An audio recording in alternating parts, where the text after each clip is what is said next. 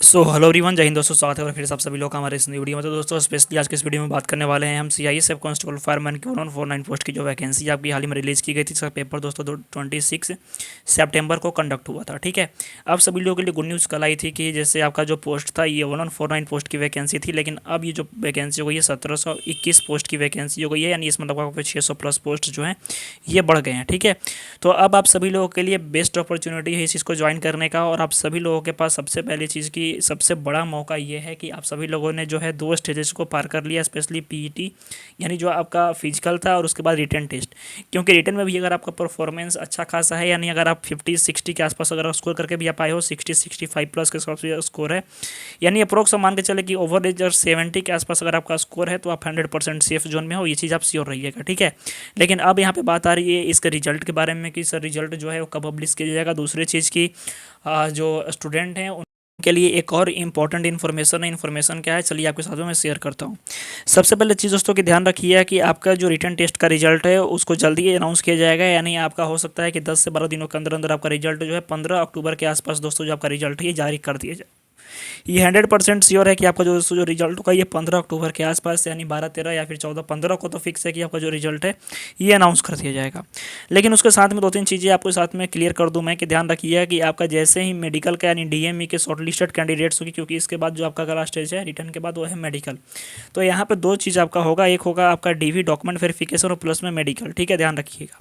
तो मेडिकल देने जब जाओगे तो सबसे पहले जो आपका चेक होगा, यहाँ पे देखिए क्लियरली मेंशन किया गया है, ये नोटिफिकेशन है आपका जो 1149 पोस्ट की वैकेंसी थी। इसमें ये बताया गया है कि before the conduct of DM यानी मेडिकल होने से पहले जो है आपका क्या होगा, डॉक्यूमेंटेशन होगा, विल बी वेरीफाइड। तो अब डॉक्यूमेंट कौन कौन से आपको तैयार कर लेने होंगे। जिनके पास डॉक्यूमेंट नहीं होंगे वो अभी से भी उस चीज़ को तैयार कर लेंगे, रेडी कर लेंगे। सबसे पहले दोस्तों आपके पास मैट्रिकुलेशन का और 10th का जो सर्टिफिकेट होना चाहिए आप इसको ले लोगे प्रॉपर, जिसमें कि आपका age, name and educational qualification mention होता है। ठीक है, साथ ही साथ दोस्तों आपका डोमिसाइल सर्टिफिकेट यानी जो डोमिसाइल यानी जिसको हम हिंदी में कहते हैं निवास प्रमाण पत्र, यानी जिस भी स्टेट से, जिस भी कंट्री से, सॉरी कंट्री का इंडिया, जिस भी मीन्स के डिस्ट्रिक्ट से आप बिलोंग करते हो, यानी आपका डोमिसाइल सर्टिफिकेट होना चाहिए। अब स्टूडेंट पूछ रहे हैं क्या ये सेंट्रल लेवल का होना चाहिए या फिर स्टेट लेवल का।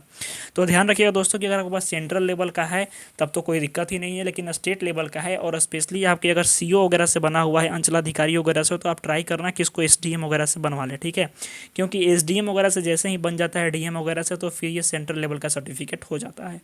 तो अगर आपका सीओ भी हो तो चल जाएगा, लेकिन सेंट्रल की वैकेंसी तो थोड़ा सा दिक्कत हो सकता है, मैं ये कहूँगा। तो इस वजह से आपको एसडीएम तक का ट्राई करना का समय है, बन जाएगा। ठीक है, इसके बाद दोस्तों आपका बात कर लेता हूँ मैं कि आपका पीआरसी सर्टिफिकेट जो परमानेंट रेसिडेंट सर्टिफिकेट है वो हो गया। उसके बाद डिस्चार्ज सर्टिफिकेट जो है ये स्पेशली एयरफोर्स, नेवी और आर्मी वालों के लिए है, ये बाकी सारे लोगों के लिए नहीं है। जो कि एक्स सर्विसमैन है बस उनके लिए है ये, यानी जो कैंडिडेट्स एक्स सर्विसमैन है, अगर आप एयरफोर्स, आर्मी, नेवी से रिटायर्ड हो तो आपको ये सर्टिफिकेट लेकर के जाना है। इसके बाद दोस्तों कास्ट सर्टिफिकेट। कास्ट सर्टिफिकेट किसका लगेगा, तो जैसे सपोज दैट कोई कास्ट जो है ईडब्ल्यूएस यानी जनरल वाले ईडब्ल्यूएस भरे हैं, ओबीसी आपका अगर आप है, ठीक है, एससी हो आप, एसटी हो आप, या फिर आपका माउंटेनियन रीजन, यानी जिस भी कैटेगरी से आप बिलोंग करते हो, तो ये कास्ट सर्टिफिकेट जाति प्रमाण पत्र नहीं, आपका ये जो सर्टिफिकेट्स हैं ओबीसी, ईडब्ल्यूएस, एससी, एसटी आपके पास होनी चाहिए। ठीक है, इसके बाद दोस्तों बात कर लेते हैं आपका कि जो भी कैंडिडेट्स जिन्होंने भी हाइट चेस्ट में छूट लिया था तो उनका रिलैक्सेशन का सर्टिफिकेट या फिर एनेक्चर 4 जो है आप बनवा लोगे। इसके बाद दोस्तों certificate from district collector, district magistrate, तो स्पेशली जो कैंडिडेट्स बिलोंग करते हैं उन स्टेट से, जैसे आपका डोगरा, गढ़वाली, नेपाली जो भी हैं, इन लोगों के लिए स्पेशली दिया गया है, तो ये बाकी सारे लोगों के लिए नहीं है। ठीक है, और नेटिविटी अगर आप पाकिस्तान के रिफ्यूजीज हैं तो आप इसको भर सकते हो, लेकिन भरे नहीं होंगे। तो बेसिकली दोस्तों आपका आधार कार्ड। तो डॉक्यूमेंट्स की अगर मैं बात करूँ तो डॉक्यूमेंट्स आपको रेडी कौन कौन से करवा लेने हैं। सबसे पहला जो डॉक्यूमेंट है दोस्तों आपका मैट्रिक और 10th का 12th का मार्कशीट। ठीक है, 10th 12th का जो है मार्कशीट। दूसरे नंबर पर दोस्तों आपका डोमिसाइल सर्टिफिकेट, डोमिसाइल जिसको कि हम निवास प्रमाण पत्र बोलते हैं। ठीक है, निवास प्रमाण पत्र। तीसरे नंबर पे दोस्तों आपका कास्ट सर्टिफिकेट। कास्ट में क्या आ जाएगा, तो आपका ईडब्ल्यूएस, एससी, एसटी, ओबीसी। ठीक है, इसके बाद दोस्तों आपका आ जाएगा रिलैक्सेशन सर्टिफिकेट, रिलैक्सेशन, ये स्पेशली उनके लिए जिन्होंने रिलैक्सेशन लिया है, जैसे आप नॉर्थ ईस्ट से बिलोंग करते हो, जिनका हाइट और चेस्ट में छूट मिला है, उनके लिए केवल ये है, ठीक है। इसके अलावा दोस्तों भी जिन भी लोग एक्स सर्विसमैन है, पांचवा एक्स सर्विसमैन, ये सबके लिए नहीं है, केवल एक्स सर्विसमैन के लिए है। इनके लिए दोस्तों क्या है कि आपका जो सर्टिफिकेट मिनिमम होना चाहिए, ये आपका डिस्चार्ज बुक आपको लेकर के जाना चाहिए, ठीक है। डिस्चार्ज बुक आपको लेकर के जाना होगा।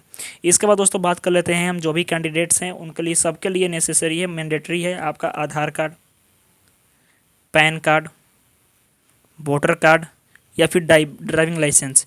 इनमें से कोई एक डॉक्यूमेंट आपके पास होना चाहिए। ट्राई करना कि आप आधार कार्ड लेकर के ही जाओ। तो बस यही सारे डॉक्यूमेंट्स आपको वहाँ पे लगेंगे, लेकिन ध्यान रखिएगा कि जो आपका डोमिसाइल और कास्ट सर्टिफिकेट है, ये दो चीज़ मैं बताया, ये आपका ट्राई करना कि सेंट्रल लेवल का हो, क्योंकि काफ़ी सारे लोग क्या है कि बनवा करके लगते हैं किससे, स्टेट गवर्नमेंट से। तो ये अगर सेंट्रल लेवल का है तो दिक्कत नहीं होगा, ठीक है। लेकिन अगर स्टेट गवर्नमेंट का तो थोड़ा सा दिक्कत होगा, क्योंकि वैकेंसी आपकी सेंट्रल की है, ठीक है।